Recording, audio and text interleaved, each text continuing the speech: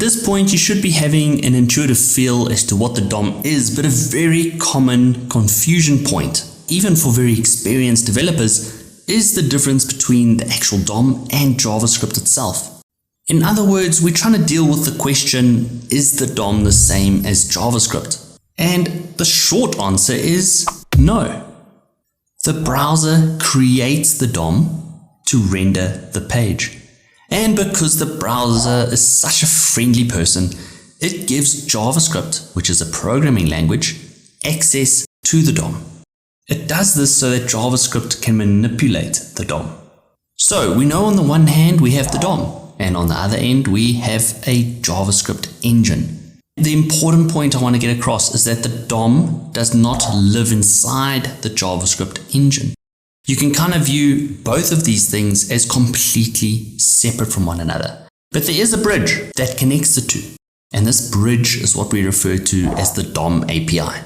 What do I mean by this? Well, the DOM API, if you picture it as a bridge, should be quite intuitive. It's just connecting the JavaScript engine to the browser. And it allows the two to speak to each other. In other words, the browser gives us the DOM API in order to allow JavaScript to manipulate the DOM. And it gives us functions like getElementsByTagName and createElement, etc., etc. These words are not JavaScript, but they are made available to us by the DOM API. So there you have it. We know that JavaScript is different. JavaScript is merely just a programming language that browsers can execute. How do we picture this then? Because pictures are worth 1,000 words. If we just draw this big green world, and that world is your browser. Let's just say that. We can split your browser. There obviously are more components, but let's split your browser into two components. Within your browser, we can find the DOM, and we've seen an example of what the DOM looks like. Our closest approximation is the DevTools Element Inspector. That's the DOM. Within the browser, you also have this JavaScript engine. And there are a plethora of different JavaScript engines out there.